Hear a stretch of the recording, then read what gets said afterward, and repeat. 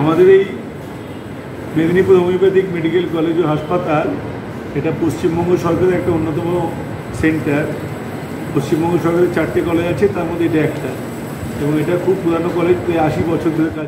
Homeopathy medical কলেজে চিকিৎসা করে আপনার কি কিছু উন্নতি হয়েছে? পুরোটাই উন্নতি হয়েছে। আপনি কোন ডক্টরবাবুকে দেখান? সীমন্ত স্যার। ধন্যবাদ। কেমন আছেন? খুব ভালো আছি। খুব ভালো আছেন। আচ্ছা, অন্য জায়গা থেকে ওষুধ খেয়ে আমি এখানে ওষুধ খেয়ে খুব ভালো আছি। সীমন্ত স্যারের কাছে ওষুধ খাই। হোমিওপ্যাথি ওষুধ খেলে প্রথমে অসুখটা একটু বেড়ে যায় এই কারণে যে যতটা শক্তি লাগবে, সবসময় বাড়ে না, যতটা শক্তি লাগবে মনে করেন আমাদের লাগবে 150 শক্তি। হ্যাঁ, আমাদের যদি 200 শক্তি দেওয়া হয় তাহলে পেশেন্টের সঙ্গে সঙ্গে ভালো হয়ে যাবে। কিন্তু কেউ যদি 1000 শক্তি দিয়ে দেয়, 300-400 মানে বেশি দেওয়া হয়ে যায়, তাহলে। Good morning. তো তোমরা তো জানোই আমি Midnapore homeopathic medical college and হসপিটালের স্টুডেন্ট। তো এই সপ্তাহটা জুড়ে হোমিওপ্যাথি অ্যাওয়ারনেস উইক পালিত হচ্ছে। তো প্রত্যেক দিনই এই পরিমাণে পেশেন্টই হন, এই সংখ্যক পেশেন্ট আসেন, কিন্তু কোনোদিন আমার দেখানো হয় না। তো এই সপ্তাহটা অ্যাওয়ারনেস উইক পালিত হচ্ছে, তো আমি ভাবলাম একটু ভিডিও করি। তবে এই ভিডিওর উদ্দেশ্য অ্যাডভার্টাইজমেন্ট নয়। এই ভিডিওর উদ্দেশ্য দেখো আমাদের কত পেশেন্ট এসছেন দেখানো নয়। এখানে স্যার পেশেন্ট দেখছেন, আমি এখানে গেছি বিরক্ত করতে, এবং স্যারের সাথে কথাও বলবো। আরেকটু পরে আরেকটু বিরক্ত করব। চলো এখন একটুখানি পেশেন্টদের সাথে কথা বলে নেওয়া যাক। আপনার নাম? আমার নাম চন্ডী রানী বেরা। একটু জোরে বলুন। চন্ডী রানী বেরা। আচ্ছা, কতদিন ধরে দেখাচ্ছেন? আমি 8 বছর বৈশাখ মাস থেকে দেখাচ্ছি। আচ্ছা, কি সমস্যা? আছেন কেমন এখন? এখন ভালো আছি। এখন ভালো আছি। আচ্ছা, কোমরের যন্ত্রণাটা অনেকটা কমেছে। এমনি মানসিক একটু যন্ত্রণা ছিল, সেটাও কম। সব কিছু মিলিয়েই কম। ডাক্তারবাবুর ওষুধ। আপনার নাম? আমার নাম মদন মোহন গাঁটাই। আচ্ছা, কতদিন ধরে দেখাচ্ছেন? আমি প্রায় 2 বছর ধরে। 2 বছর ধরে। সমস্যা কী ছিল? কেমন আছেন এখন? সমস্যা, আমার কোমরের সমস্যা ছিল। আচ্ছা, তো আমি এখন বর্তমানে ভালো আছি। মোটামুটি ভালো আছেন। আপনার নাম? আমার নাম মধুসূদন মণ্ডল। আচ্ছা, আপনি কতদিন ধরে দেখাচ্ছেন? এখানে আছি 4.5 বছর মতো। আচ্ছা, কেমন আছেন? খুব ভালো আছি। খুব ভালো আছেন।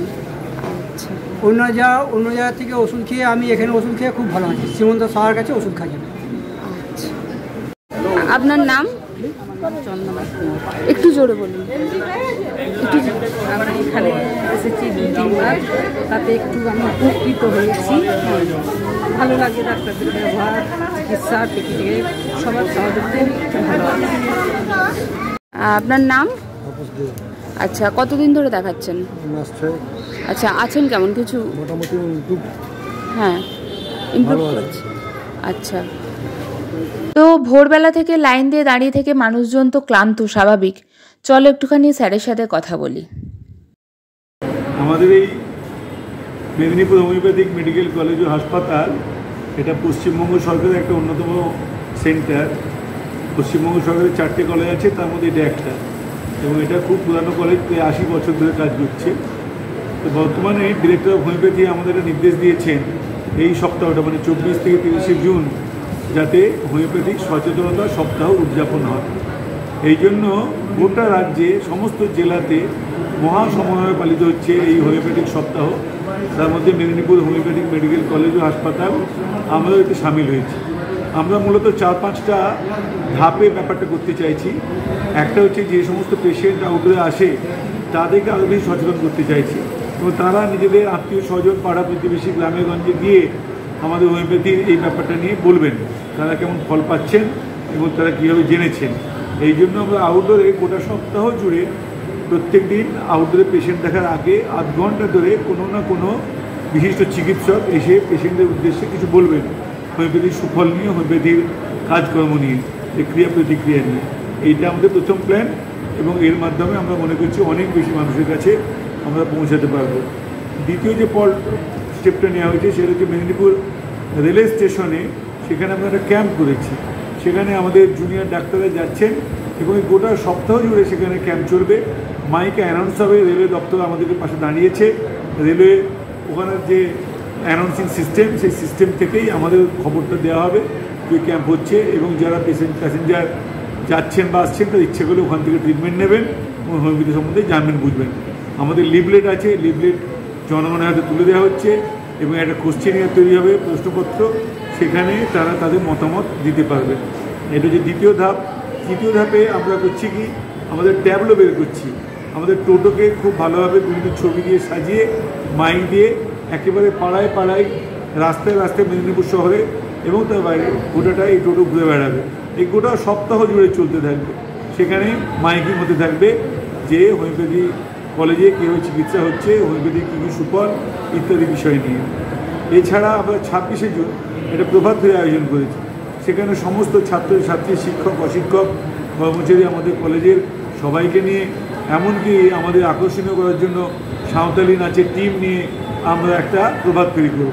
সেই প্রভাত ফেরিতে অনেক রাস্তার দুপাশের মানুষ হোমিওপ্যাথি সম্বন্ধে শুনবেন, জানবেন, বুঝবেন এবং হোমিওপ্যাথি নিয়ে আগ্রহ প্রকাশ করবেন। মূল কথা যে গোটা বিশ্বজুড়ে স্বীকৃত যে অ্যালোপ্যাথি পরেই হোমিওপ্যাথির স্থান, এবং আমাদের ভারতবর্ষের সরকার এবং পশ্চিমবঙ্গ সরকার চাইছে যে এই হোমিওপ্যাথি অনেক প্রসার ঘটুক। এই জন্য উদ্যোগ, মানুষ আরও আসুক, আরও হোমিওপ্যাথি খাক এবং অন্য জিনিসে বলুক, যাতে মানুষ ভিতর থেকে সুস্থ হয়, অনেক দীর্ঘ তা লাভ করে সুস্থভাবে তাদের ক্রনিক ট্রিটমেন্ট এবং অন্যান্য ট্রিটমেন্টগুলো এখানে করিয়ে নিয়ে।